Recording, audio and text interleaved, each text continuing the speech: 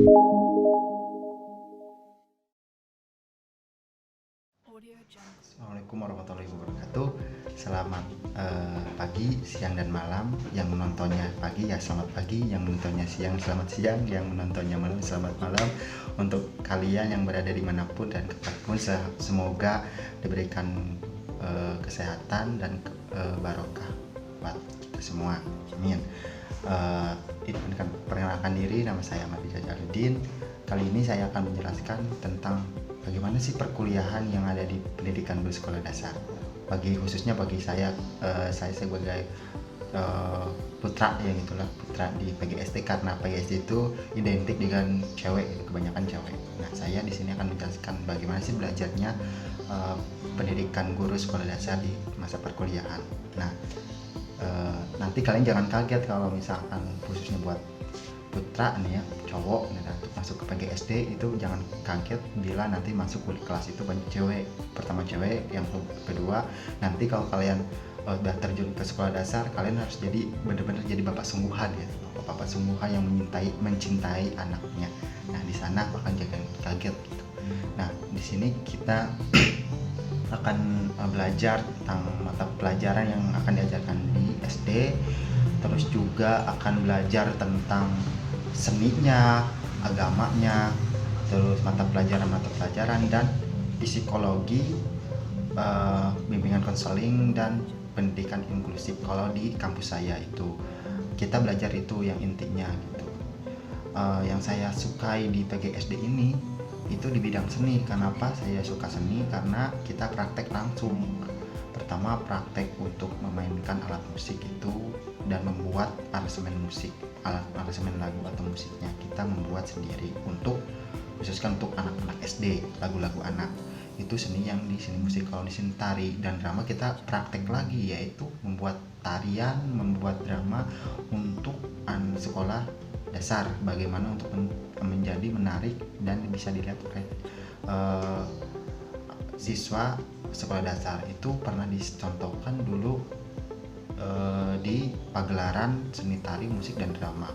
Itu antusiasnya sangat banyak karena itu menjadi taruhan nilai UAS kami, jadi harus menggait atau mempromosikan para siswa-siswa di sekolah dasar di lingkungan ataupun yang dekat kampus untuk datang melihat pagelaran kami, yang dimana tujuannya untuk mengedukasi anak tentang seni, musik, tari, dan drama itu.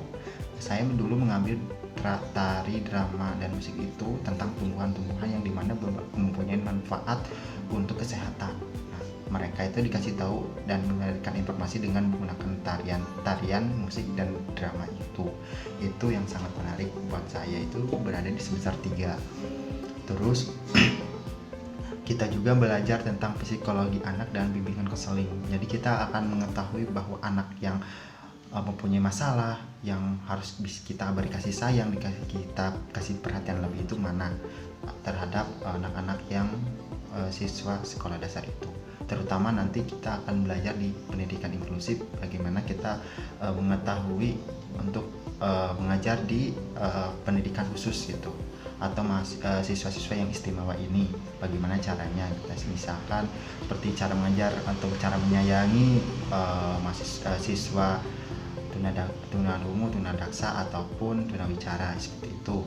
Nanti kita akan belajar di sana bagaimana caranya untuk menanggulangi atau cara memberikan pembelajaran kepada siswa berkebutuhan khusus. Nah, itu yang ada di. Terus juga nanti kita akan praktek simulasi belajar di kelas maupun di sekolah. Nah, kalau di kelas itu kita menjadi contoh untuk menjadi guru gitu, dan siswanya itu tersendiri. Jadi kita harus benar-benar menjadi guru sekolah dasar sesungguhnya gitu. Kita akan terbiasa dengan praktek untuk menjadi guru itu di kelas ataupun di sekolah dasar juga seperti itu. Kalau sekolah dasar itu lebih menantang lagi karena itu pure benar-benar anak kecil gitu. Kalau di kelas kuliah itu ya emang mahasiswa yang jadi siswa sekolah dasar, tapi kan bedanya itu benar-benar pure di sekolah, lebih menantang dan lebih mengetahui karakter anak tersebut tuh.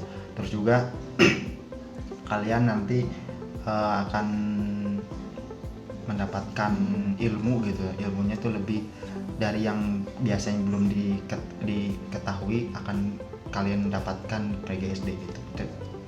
Cara untuk berbicara dengan anak bagaimana, cara memberikan perhatian bagi anak bagaimana, itu bakal kalian ketahui sendiri bagaimana caranya untuk mengetahui anak itu. Mengetahui anak itu membutuhkan kita, bagaimana caranya untuk kita menghargai atau mencintai anak itu sebagai anak kita sendiri, karena kita mempunyai tanggung jawab untuk mengajarkan anak itu yang tidak bisa menjadi bisa tuh. Nah, PGSD ini emang jurusan yang unik lah, intinya hanya ada di Indonesia mungkin kali ya. Kalau misalkan ada jurusan di luar negeri juga silahkan komen aja di bawah, karena pengetahuan saya masih kurang, jadi kita sharing untuk pendidikan guru sekolah dasar. Banyak PTN yang menyelenggarakan PTN atau PTS yang menyelenggarakan pendidikan guru sekolah dasar, karena prospek untuk kerja di pendidikan guru sekolah dasar itu sangat besar. Pertama, jurusan PGSD ini cuman ada di beberapa PTN atau PTS yang berkependidikan, atau misalkan universitas yang berpendidikan. Maksudnya tidak ada kan universitas non pendidikan dan pendidikan, kependidikan dan non kependidikan. Nah, itu bedanya. Terus juga selain di bidang PGSD, emang PGSD itu sukanya untuk belajarkan kepada anak-anak. Kita juga bisa melatih tutor anak-anak sekolah dasar selain di menjadi guru sekolah dasar. Kenapa? Karena kita itu tahu basic pertama untuk mengajarkan bagaimana caranya kepada anak-anak itu. Terus juga peminat itu sangat besar gitu untuk di PGSD itu. Sejajarlah dengan jurusan yang terkenal di PTN atau PTS yang kebanyakan jurusannya kedokteran, hukum, manajemen dan lain sebagainya. Itu PGSD hampir setara dengan jurusan-jurusan tersebut. Bahkan di salah satu PTN, di mana PTN itu penerimaannya itu sedikit tapi pendaftarnya lebih banyak, ada yang sampai 2000 sampai 1000 berapa, dan terimanya cuma ratusan atau puluhan. Nah, itu menjadi favoritnya PGSD itu. Jadi kalian catat, PGSD itu bukan hanya mengajar cara menghitung dan bernyanyi saja, tapi kita akan mengetahui cara mengajar yang baik dan benar, cara menyampaikan materi yang baik dan benar, cara untuk membuat pembelajaran yang menarik untuk diketahui oleh anak, dan anak itu bisa mengerti cara mengajar kita. Nah, nanti kita akan membuat RPP di dalam pembelajaran itu. RPP-nya itu ada berapa lembar, isinya tuh kalian harus membuat RPP setiap kali pembelajaran per 1 hari pelajaran, per 1 hari untuk belajar.